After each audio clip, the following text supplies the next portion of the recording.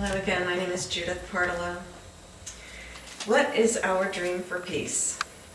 Peace is only possible, according to Baha'i teachings, once women have been accorded full participation across all fields of human endeavor. Yay, us.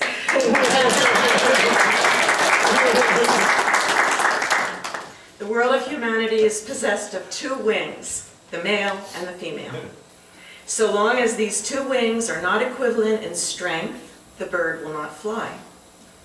Until womankind reaches the same degree as man, until she enjoys the same arena of activity, extraordinary attainment for humanity will not be realized. When the two wings or parts become equivalent in strength, enjoying the same prerogatives, the flight of man will be exceedingly lofty and extraordinary.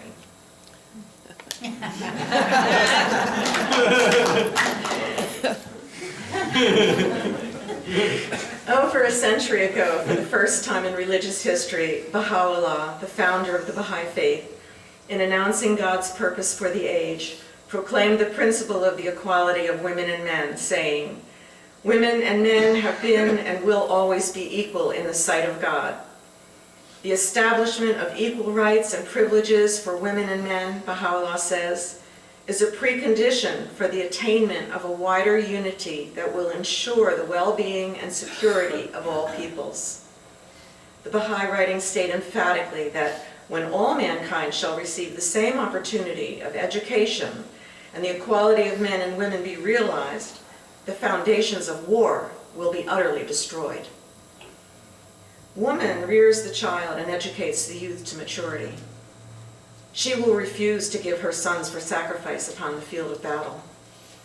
In truth, she will be the greatest factor in establishing universal peace and international arbitration. Assuredly, woman will abolish warfare among mankind.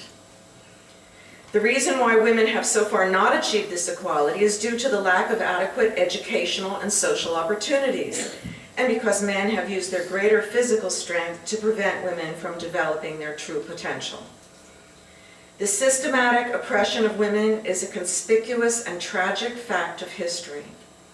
Restricted to narrow spheres of activity in the life of society, denied educational opportunities and basic human rights, subjected to violence and frequently treated as less than human, women have been prevented from realizing their true potential.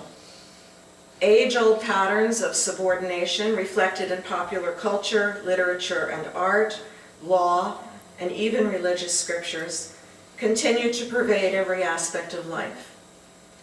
Despite the advancement of political and civil rights for women in America and the widespread acceptance of equality in principle, full equality has not been achieved. The Baha'i teachings offer a model of equality based on the concept of partnership. Only when women become full participants in all domains of life and enter the important arenas of decision-making will humanity be prepared to embark on the next stage of its collective development. Men have an inescapable duty to promote the equality of women.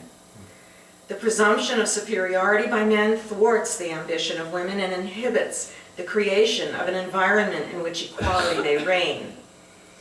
It is essential that men engage in a careful, deliberate examination of attitudes, feelings, and behavior deeply rooted in cultural habit that block the equal participation of women and stifle the growth of men.